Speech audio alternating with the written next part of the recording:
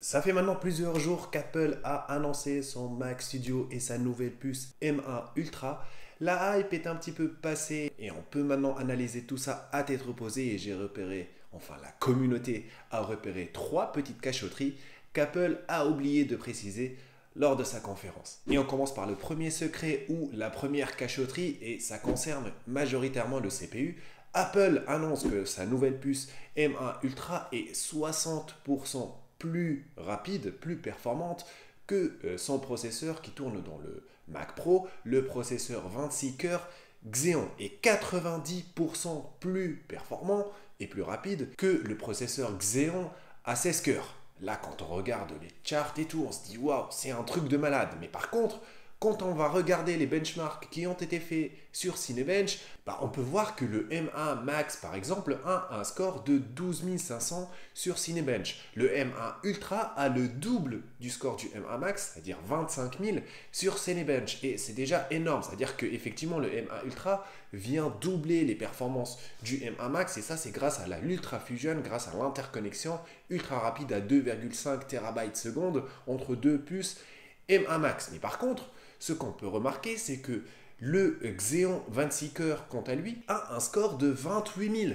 qui est un petit peu supérieur au M1 Ultra. Et c'est là que ça ne colle pas trop, parce que Apple ne dit pas sur quoi elle s'est basée pour faire ses benchmarks. Mais d'après Cinebench, en termes de performance brute du CPU, le processeur 28 cœurs Xeon est un petit peu plus performant que le M1 Ultra. Pareil, ils ont annoncé aussi qu'ils étaient 90% plus performant que le meilleur CPU Intel existant sur le marché et on peut voir qu'ils font référence à l'Alder Lake 12900K de chez Intel qui est vraiment un processeur ultra puissant et qui a à peu près le même système de fonctionnement que le M1 Max, c'est-à-dire 8 cœurs de CPU haute performance et 8 cœurs de CPU haute efficience qui tourne avec de l'intelligence artificielle et qui permet vraiment d'envoyer du lourd. En plus, Apple affirme qu'ils vont consommer 100 watts de moins que le CPU Alder Lake. Et c'est là aussi que sur Cinebench, ça ne colle pas parce que Alder Lake a un score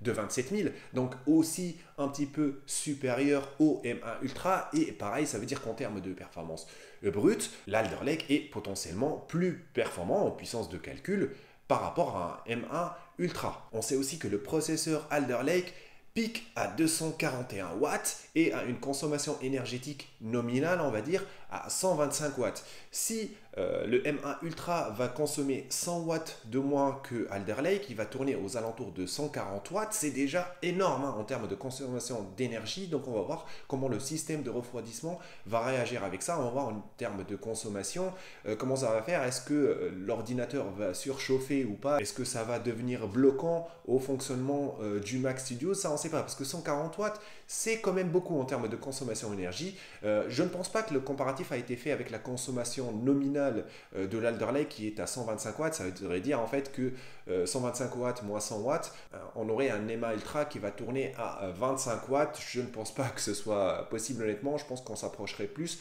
des 140 watts. Mais encore une fois, si on prend une plage, on serait entre 25 et 140 watts pour le M1 Ultra contre 125 et 240 pour Alder Lake, ce qui est déjà un très très bon point pour le M1 Ultra, mais on s'approche quand même des 150 watts qui est un peu la limite en termes de puissance en watts et en termes de consommation d'énergie et de surchauffe. Et je pense que pour beaucoup de consommateurs, c'est assez important. Mais après, pour rester sur Cinebench et les benchmarks, ça ne veut absolument rien dire, les charts qu'ils font, parce qu'ils sélectionnent les benchmarks qu'ils souhaitent faire. Et là où les puces M1 sont vraiment très très performantes, c'est grâce à leur compatibilité avec la partie applicative. Les applications telles que Final Cut Pro vont pouvoir bénéficier pleinement de l'architecture ARM et vont pouvoir tourner nativement avec et venir bombarder en termes de performance. D'ailleurs, mon MacBook M1 Pro va venir exploser le Mac Pro en termes de rendu en temps de rendu sur Final Cut Pro. Et ça, c'est parce que Final Cut Pro sur M1 va vraiment venir bénéficier du Media Engine qui va booster le temps de rendu. Donc effectivement, c'est plus la partie applicative qui va jouer. Et là où ça va être intéressant en termes de CPU, c'est lorsqu'on va avoir des benchmarks sur des applications sur Final Cut Pro, sur Adobe Premiere en termes de rendu, etc. Et ça va nous permettre de nous faire une idée. Mais Apple joue un peu les filous, nous fait quelques cachotteries en termes de benchmark et ne nous dit pas clairement qu'est-ce qu'elle a testé et avec quoi elle a testé. Mais de mon côté, je vais bien sûr m'en assurer en testant le Mac Studio sur plusieurs applications pour vous donner un rapport le plus complet possible pour vous aider à prendre des décisions. Donc pensez à vous abonner pour ne pas louper ces prochaines vidéos. On va passer à la deuxième cachotterie d'Apple et cette fois-ci ça va concerner plutôt le GPU. Et là c'est une cachotterie un petit peu positive. On sait que le M1 Max sur un MacBook Pro 16 pouces tourne à 46 watts. À peu près, sur le Mac Studio, ce qu'on apprend en regardant les graphes, c'est que le M1 Max va tourner à 60 watts. Donc, ce que ça veut dire, c'est que pour la même puce, on va avoir des performances plus élevées sur un Mac Studio par rapport à un MacBook Pro. Et je pense que la puce M1 Max, en fait, on avait encore dans le ventre, pouvait encore donner plus de performance, sauf qu'elle était limitée par le châssis d'un ordinateur portable, par le châssis du MacBook Pro 16 pouces. Et maintenant qu'elle est dans un châssis un petit peu plus grand, avec une meilleure aération, un système de refroidissement qui est aussi plus lourd, bah, ça permet de donner un petit peu plus de jus à cette puce et de pouvoir en sortir plus de performance. Là où ça devient intéressant aussi, c'est que le M1 Ultra, quant à lui, tourne à 105 watts contre un M1 Max à 60 watts, et ça veut dire que le M1 Ultra ne va pas consommer le double du M1 Max. Donc potentiellement, le M1 Ultra ne va pas donner le double des performances d'un M1 Max si on se fie à la consommation d'énergétique. Et ça, je pense aussi que c'est logique parce que doubler les performances du M1 Max veut dire potentiellement un système de refroidissement qui va être beaucoup plus imposant et qui serait peut-être un petit peu difficile à caser dans ce châssis de Mac Studio. Et c'est pour ça qu'ils vont limiter la consommation énergétique du M1 Ultra à 105 watts au lieu d'une consommation énergétique à 120 watts. Et c'est là où ça devient intéressant, ça veut dire que vous ne doublerez pas vos performances en partant sur un M1 Ultra par rapport à un M1 Max. Donc vous allez potentiellement mettre beaucoup plus d'argent en vous attendant à un boost de ouf en termes de performance graphique.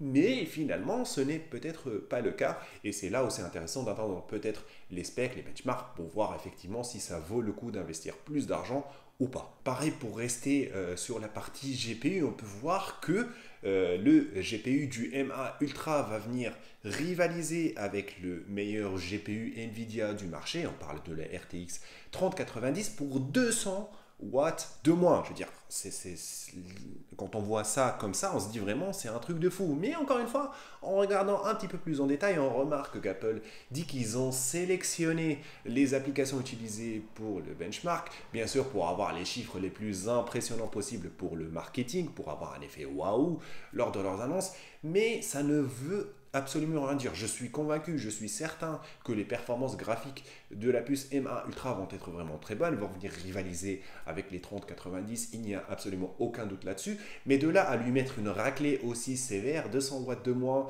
pour les mêmes performances, bah, j'aimerais bien voir les performances de quoi. Moi je pense qu'ils ont déjà fait le coup avec des benchmarks sur leur GPU et c'était des tests faits sur le Media Engine qui permet d'avoir effectivement des performances plus élevées, mais ce n'est pas un domaine dans lequel les GPU de Nvidia sont connus pour exceller. Donc vraiment, wait and see pour cette partie GPU aussi. Troisième petite cachotterie, bon, ce n'est pas vraiment une cachotterie parce qu'avec Apple, on a quand même l'habitude, 2750 € pour 8 Tera de disque dur, c'est vraiment incroyablement énorme, c'est du viol, c'est de l'abus, payer quasiment 3000 balles pour avoir 8 Tera de SSD. C'est encore la partie que je trouve vraiment révoltante chez Apple. C'est pour ça que perso, je n'achète vraiment que les modèles de base parce que je ne veux pas mettre de la thune dans ces trucs-là. 3000 € pour avoir du SSD, ça ne se fait pas. Il n'y a qu'Apple qui le fait. Et en plus, ils t'encouragent à acheter encore plus de SSD parce qu'ils te disent que lorsque tu cliques, il y a un petit lien qui dit combien de SSD il me faut. Ils vont te dire ouais, tu peux partir sur la partie standard, mais nous on vous conseille quand même de prendre plus de SSD parce que vous ne pourrez plus le modifier après. Et effectivement, le SSD on n'y a pas accès. Donc si on prend un 512 Go de SSD et qu'on veut rajouter du SSD, ben, on est un petit peu baisé, on ne peut pas le faire. Voilà, il fallait partir sur plus dès le début, mais il fallait aussi payer beaucoup plus d'argent. Et vraiment, j'aimerais bien qu'Apple arrête avec ces genres de pratiques où ils poussent les gens à mettre beaucoup plus d'argent pour au final pas grand chose pour quelque chose qu'ils auraient pu laisser se faire a posteriori. Je ne sais pas si techniquement c'est faisable ou pas, mais en tout cas je trouve que c'est un point assez négatif Parce que finalement, le prix de base d'un appareil Apple, c'est 2000 balles, mais on se rend compte que si on commence à le customiser un petit peu, ça monte à 3000, 4000, 5000 euros très très facilement. Ah oui, il y a aussi des soucis avec le SSD d'Apple, qui est très très rapide, mais si jamais vous avez une coupure de courant qui arrive en plein milieu, bah, vous risquez de perdre tous vos données, et Apple n'a toujours pas corrigé ça.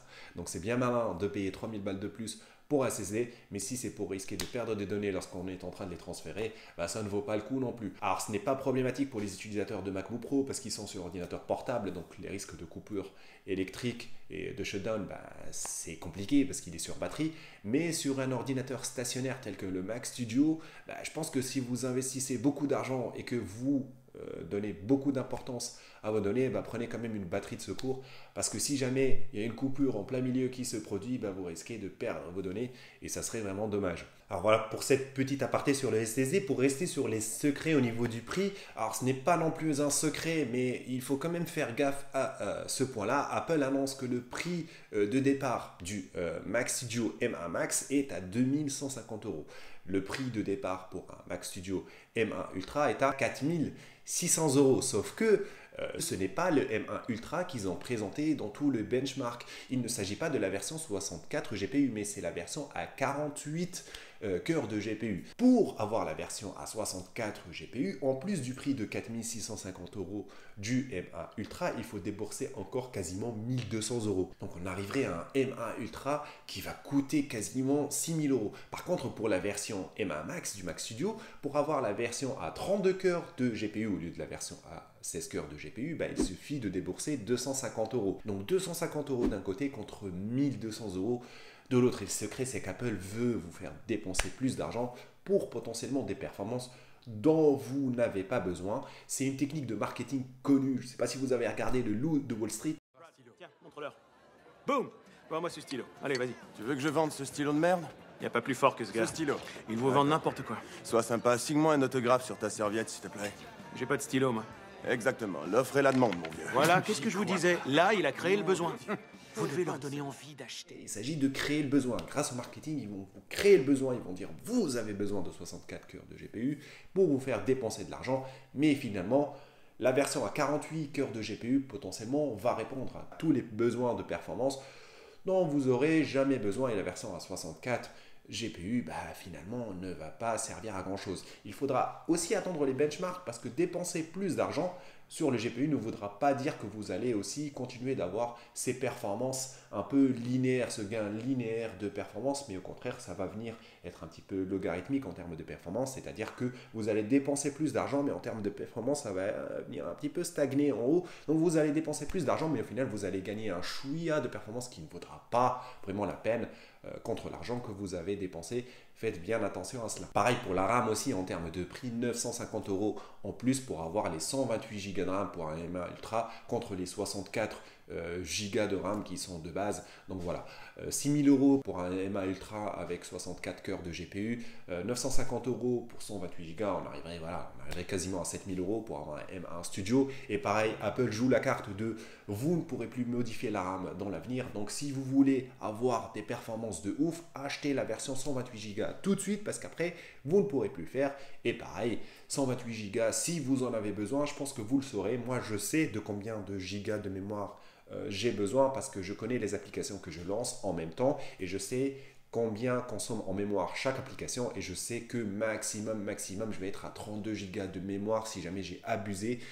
64 Go de mémoire, allez, c'est vraiment parce que je fais le fou et je ne sais pas, j'ai 2000 onglets sur Google Chrome, j'en sais rien, mais 128 Go, c'est vraiment énorme. Et ceux qui ont besoin de ces 128 le savent, mais encore une fois, pour les autres, je ne pense pas que ce soit le cas pour tout le monde. Dernière petite info en bonus que je vous donne, c'est Dave Dedé, un YouTuber qui l'a découvert en regardant sur le site d'Apple. En fait, le Mac Studio M1 Max va peser 2,6 kg contre 3,6 kg pour le M1 Ultra Max Studio. Donc il y a 1 kg de plus de différence entre le M1 Ultra et le M1 Max. Donc potentiellement ça voudrait dire qu'il y a un meilleur système de refroidissement, peut-être un autre système de refroidissement complètement différent sur le M1 Ultra qui va venir vraiment rafraîchir parce que ça va vraiment envoyer du lourd en termes de consommation énergétique. Mais 1 kg Beaucoup trouvent que c'est beaucoup trop pour un système de refroidissement. Il y en a même qui disent que c'est potentiellement un autre système d'alimentation qui est différent sur le M1 Ultra. Et c'est intéressant de voir qu'il y a une technologie un peu différente sur le M1 Ultra, le M1 Max. Ça lance un peu les spéculations quant au contenu de ces deux machines. Voilà pour cette vidéo. Dites-moi en commentaire ce que vous pensez de tout ça. Pensez à vous abonner pour ne pas louper ma prochaine vidéo. A plus!